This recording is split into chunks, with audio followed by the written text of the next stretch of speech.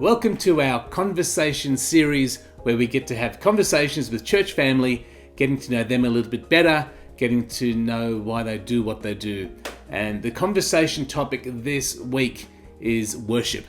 And it's such an important part of our Christian life, our ability to worship God in what we do and what we say. But the particular focus is the song part of worship. And that's what we typically do on a Sunday morning, whether we're gathered together, which was a while ago now, corporately, or whether we're gathered in our homes privately.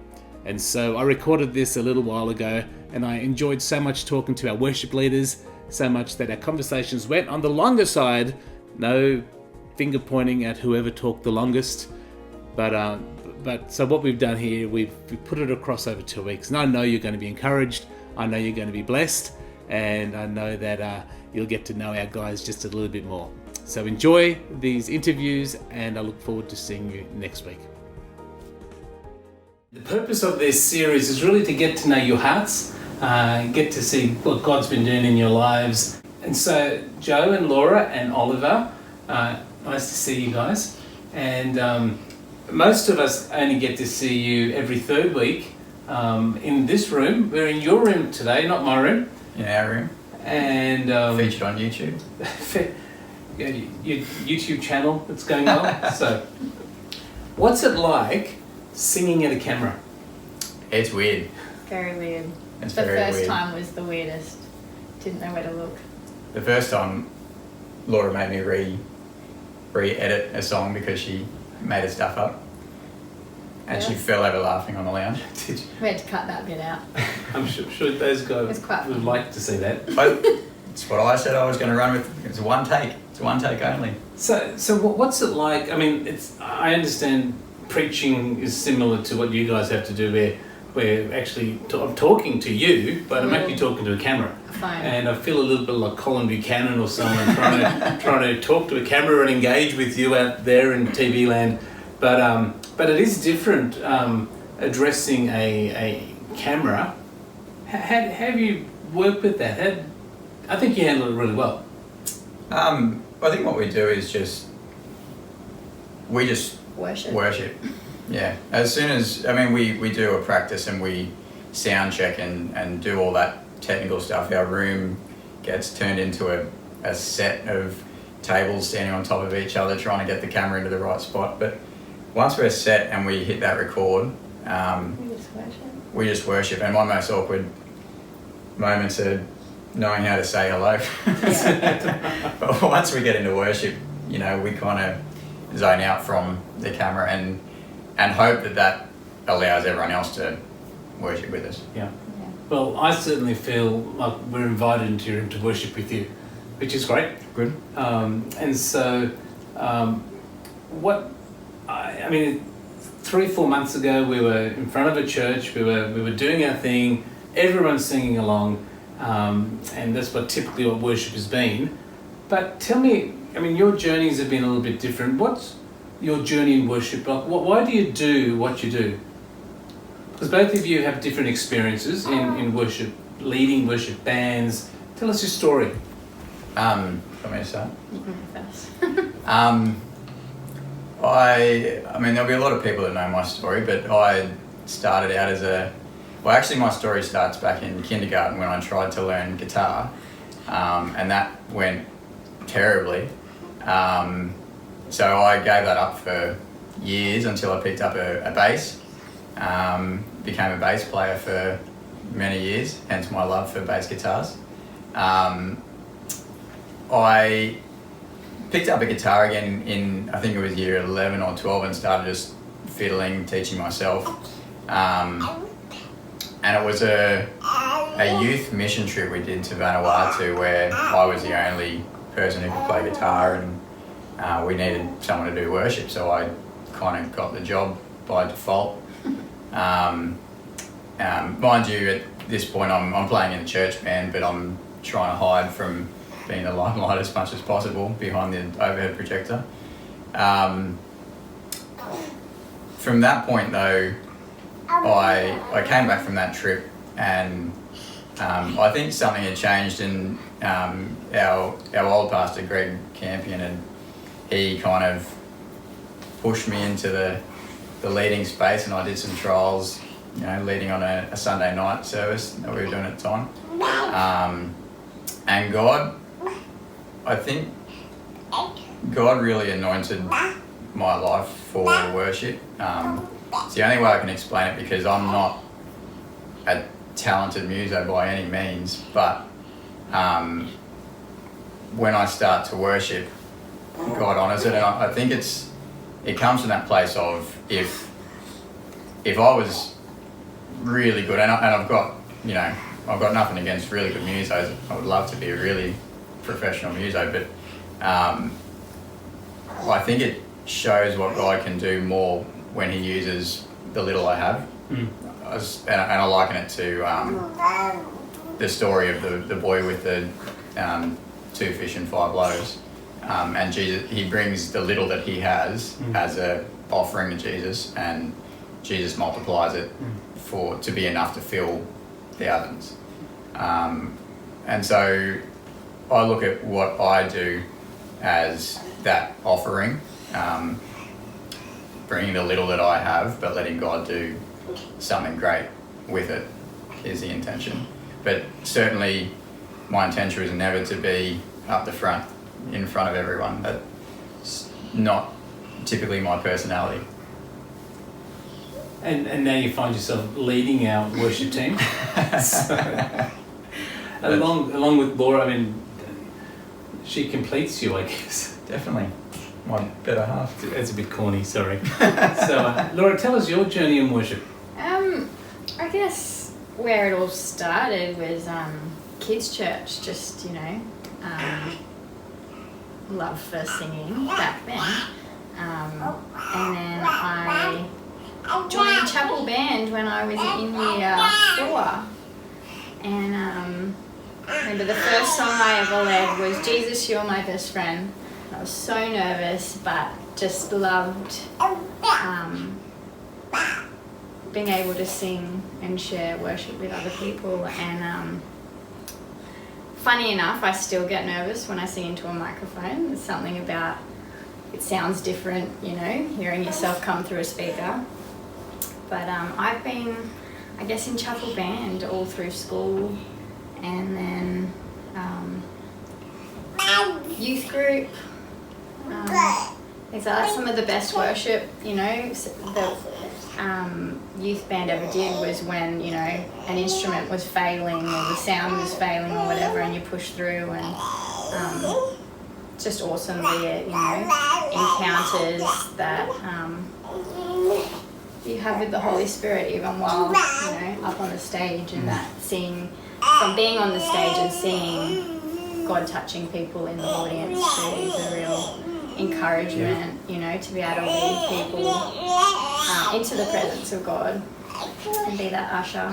And I guess I'm someone that doesn't usually stick to stick to one thing. I eventually go, I'm not very good at it, I'll stop. But somehow I guess, it's more that giving something back to God that He's given me is what's kept me doing worship. And I've taken a break at times with kids, but it's nice being up there with Joe, especially being out of the loop of doing it for so long. It creates an ease being up there with my husband. And, I think Laura's got probably more of a worship heart than me. She's the one that cranks the music around the house and is singing, most afternoons.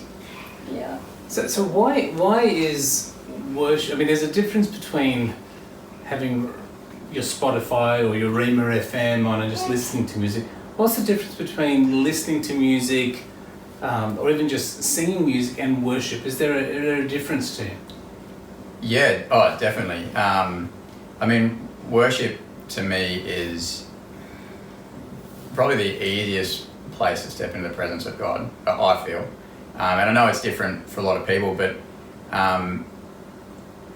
there's a power in worship, and especially in corporate worship. It's one of the reasons I love doing what I do at church is there's something powerful that happens when God's people join together and just declare how much they love him sacrificially, wholeheartedly. When everyone kind of unites, God does amazing work through worship. And I always think about it as, in the Bible, the musicians would be sent out in front of the battle. They would be sent ahead of the armies. Yeah. And the worshippers led the Israelites into battle. And I liken it to that. I think when we as a church, when we as God's people in whatever setting it is, unite and just, no matter what our musical abilities, no matter how our week has been, when we just come and bring what we have and we lay it down and we just say, God, I don't care about what the person next to me thinks. I don't care about what the person up the front's doing. I mean, I understand it's so easy to get distracted, but I feel that's something the devil tries to do, is to distract us in worship, because he knows how powerful it is when we all come. I mean, he was the angel of worship. He knows how powerful it is when everyone comes together united in worship and lays down everything else, lays down judgment, lays down bitterness, just lays anything down, and comes back in front of the throne of God and says, here I am, God, I love you, this is me, and you can have all of me. And it's something super powerful. Battles are won in worship. Yeah. And how much, like, the nights when we have recorded, there's been a few where, we do it at night time, because that's, we've had a few people say, where are your kids? Are they in a cupboard? Or, what do you do with your children? And so we have to do it after 7:30 when they're asleep. Yeah. And there's been a fair few times. That's the time of night where I'm like, my brain is fried and I'm ready to just sit and do nothing. And, like, there's been times where I'm like, Joe, I just don't know if I've got it in me tonight. And each week... I force it to. No, he hasn't. He's very gracious. And, it's that thing of going, no, I'm going to worship God even when I'm tired and I've got nothing in me. There was one week where I was like, babe, I'm just ready to cry because for no reason. I'm just exhausted. And, we do it together, and God uses that even when we're... It's a sacrifice sometimes, isn't it? Yeah. And I find that the harder it is to worship, when we press through, the harder, the greater the victory there is. Yeah. You can just find so much freedom and so much more experience of God, because you've just said, you know what, I don't feel like it, but you're worth it. It's a sacrifice. It is. And then it's 9:30 and you're pumped and you're like, now I've got to go to bed. Actually, you know what, our time's almost finished, but tell me, favourite songs. What are your favourite songs? Well, I discovered a new favourite song today. How many favourites do you have? I have a lot of favourite songs. Okay. Across a variety of genres. Okay. But I just put YouTube on shuffle this morning on the way to work, and I was listening to some worship, and this song called Never Lost by Elevation Worship and Torrin Wells. We had this discussion just before. Apparently Laura's already heard it and I've hasn't been told playing me. Torrin Wells for 2 weeks, and it's probably been playing because I know the one. Laura loves Torrin Wells. I've never heard this song until this morning, but look it up, put it in the show notes. It'll be down the bottom. Torrin Wells. I've listened to it 4 or 5 times today. Yep. And it's got this real gospel-y, like African American big choir, big band feel to it. It's almost like a Bruno Mars kind of feel. Probably why I like it. But there is this awesome declaration that Torrin Wells does towards the end, and he's talking about when the Israelites were marching around Jericho, and they all let out a shout of praise on the 7th day. And as they praised, the walls fell down. And he was talking about how, that act of worship actually broke down the walls. And he says some scholars say that the walls actually fell in such a way that they created ramps into the city. And so that act of praise, that giving everything kind of praise, actually brought down the walls that were blocking them, keeping them out of God's promise, and created a way in to His promise. Very good. So it's I highly recommend that. So song. is it the what the song's communicating, the theology, the biblical basis, or is it the melody? Is it the feel? Is it a whole bunch of things? I just get that Holy Spirit vibe when I listen to it. It's God, you've never lost a battle, Yeah. and you won't start now, or something like that. I think. Yeah, Well, you she know. knows. She knows the song. You thought you heard it for the first time today. You've probably been listening to It it was in the the first time background today. music. Just subliminal. So Laura's favourite songs are all Torrin Wells. They're all Torrin Wells. The one I've been listening to, which is a newer one that's come out, is with Jen Johnson, and it's Do you know what my favourite song is? Waymaker. hasn't changed. Hasn't changed. Actually, We did it for you this week. I Speak Jesus. I love I Speak that's a Jesus good song too. at the moment. So, hey, I think our time's up, and I just want to thank you for what you do.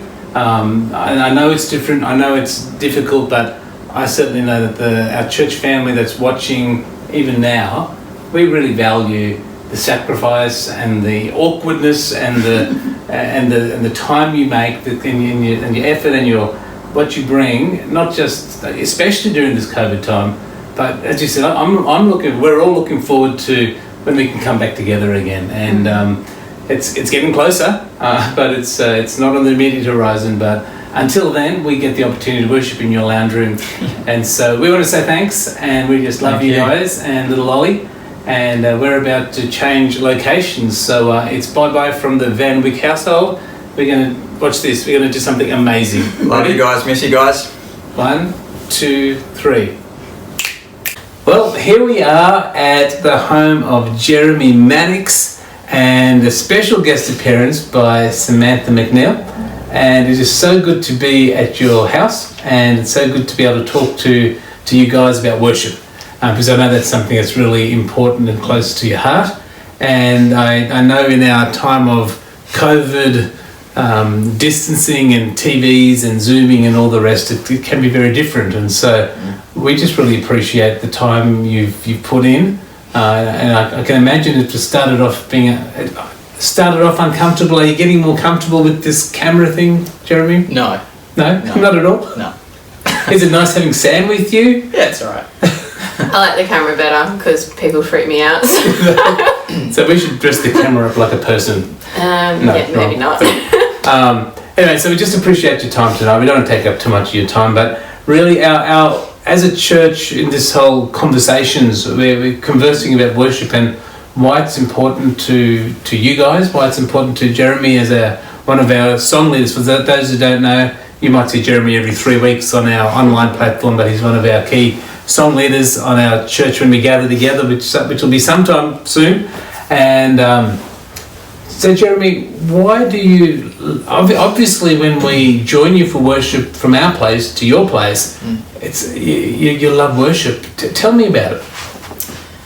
Yeah, there's so many different types of worship, but I think you probably picked up by now we're talking about Singing. worship through songs. Yes, Yeah, so I think that particular form of worship is so important to me. I just love it. I am grateful enough to be able to play guitar and sing, thankfully, and I think it's just a way that I'm able to give back to God, being able to express how good He is, and He knows, but it's I'm sure He appreciates the reminder sometimes. And it's just a great way of realigning my soul with the Spirit in me. That's that spirit of righteousness that that I'm able to realign my soul to the correct thinking, and just remind myself how good He is and what He's done for all of us. And so I think having something like that, where it's a conscious effort to remind yourself and sing the words to literally tell your own soul and mind those things exactly. I think that's yeah, pretty special. I don't think there's anything like it really. So yeah.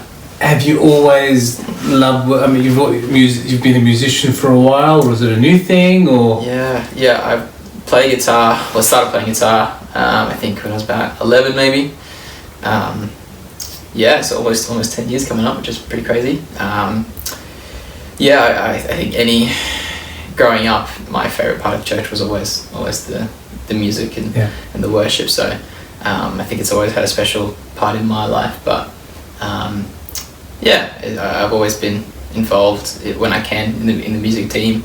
So yeah, always there. Sure. Yeah. And you part of our youth events when youth was happening back in the church. Remember those days? Yep. Good old days. You used to run our youth band as well, and raise up younger kids. Is that because you found that in your world you had someone help you step into that space? Yeah, I mean, not to hype him up too much, but Joe was a big part of that. I think, not necessarily involved in the youth side, but having someone there to sort of encourage me and bring me up to, well, not so much bring me up to his level, but come down to like the same level and treat each other like equals. I think, that was really important in my development, in eventually becoming a worship leader. And so, yeah, I love seeing the young guys do that, and try to give them the most opportunity I can to give them the space to be part of a band or lead solo, all sorts of different opportunities. So yeah, it's great. It's good to see. And you both have done so well with that. And so, and Sam's you probably don't know, but Sam's also a musician. Tell us your instrument. Well, my claim to fame was I learnt the flute when I was 8. Probably won't whip that out. Well, you can't at the moment because of the government regulations. That's unlikely. And then I actually took up the piano when I was like 18, 19, and I just enjoy playing that more than anything. And I like singing as well, and I did the youth worship band when I was like 15, I think a long time ago now, and did it at school a bit and things like that. And one thing that has kind of always held me back is sorry, this is a worship thing, but kids always takes priority for me, and it's really hard to be on both at the same time. So just have to make choices with where God's called you to be at that time. And on a Sunday morning when things are normal, God's called me there. So that's just where I am. Well, it's nice in between you can join us in this space. And so your involvement with young people. And so, Jeremy, if you were to talk to our, not just young people in our church, obviously a bunch of them are listening, but there's a whole range of ages in our church. What would you encourage them about worshipping and singing? Is there a difference between just singing and worshipping? How would you encourage them to, because at church you could really, come on guys, let's just press in, but help us understand how we can worship better. Yeah, it's like 3 questions in one there. And you got 10 seconds to answer. I think addressing the worshipping better, I think that's just really up to you and what you feel comfortable with, and what you find connects you with God the best the way that you feel. There's many different ways, and people tell you the ways that they like best and they think isn't as good, but like that's just personal preference. So find what is the best, what works for you. Yeah, exactly. So whether that's in a group, like on a Sunday service outside of COVID restrictions, or taking your own time throughout the week, or just finding your own space alone and listening to music, or just there's lots of different ways to do it, whether that's singing or just being silent yourself and listening to the words. Don't be afraid to just find your own way of doing it, basically. There's going to be heaps of people telling you what they think is the best way and what you should be doing, but as long as you're confident in what you know, that you connect with God the best, because that's the most important thing. Yeah, the goal is connection regardless how you get there. Exactly. Yeah, for sure. Yeah. And so as we sort of try to bring this space to a close, I do like asking what your favourite songs are, and everyone seems to know what mine is. Yeah, I'm not going to say Waymaker. So good. But what makes a song? Do you guys have songs at different times that are meaningful to you? And tell me why, or what makes it meaningful? Is it how you're feeling at the time, or a situation you're going through, or what? If you've got a current song that you're listening to on repeat, what is it? Yeah, I mean, Living Hope is a constant for me. That song is a constant for me no matter what I'm feeling. Yeah.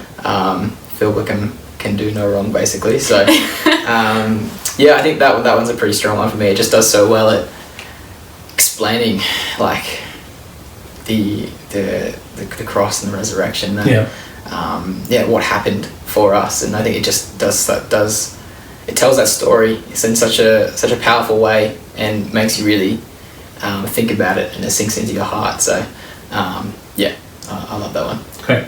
Sam? Mine's a toss-up between two. They're both Bethel songs. And I love the goodness of God and his and promises never fail. Yeah. Because both of them, I think, are just such good reminders of God's character and who he is. And any time that you're either doubting or having a hard time, like focusing on God's promises in the Bible and the fact that he's good, you can't really go wrong with either of those things. Yeah. So I like both of them. Cool. Yeah.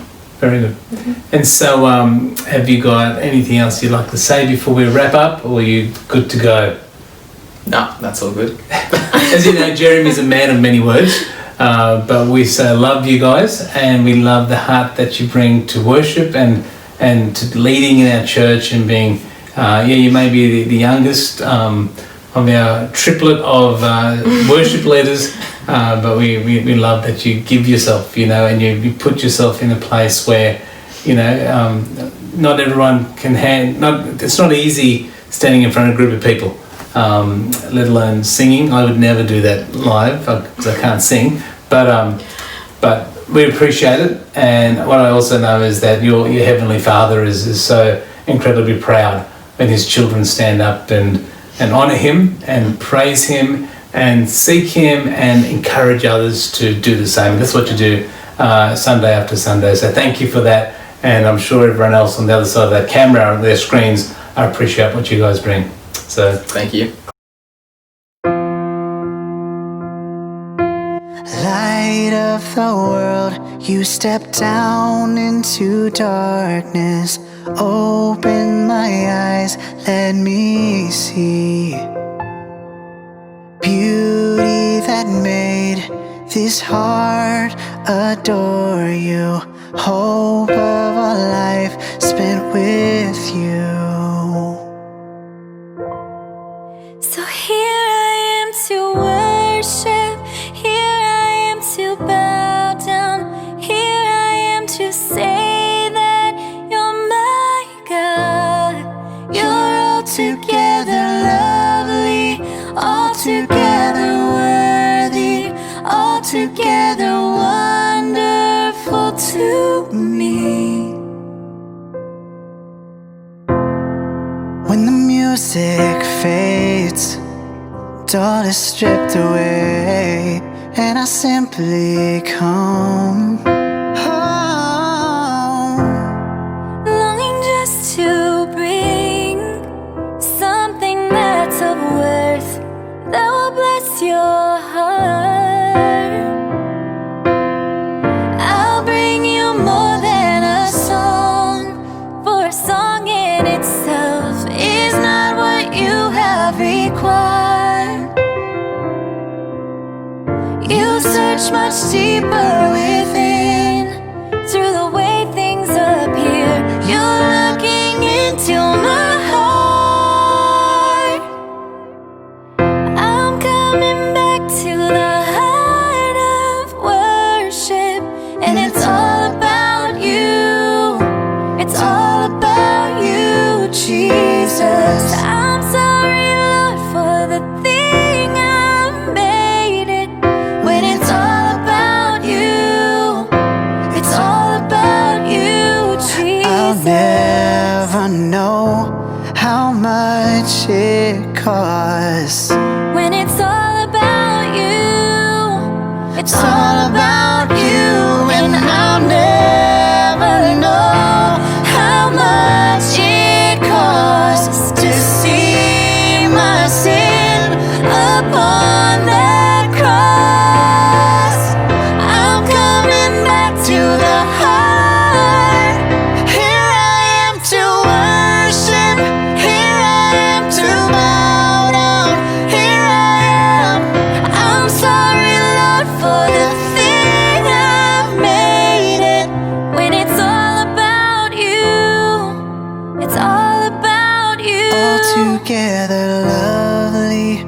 altogether worthy, altogether wonderful to me.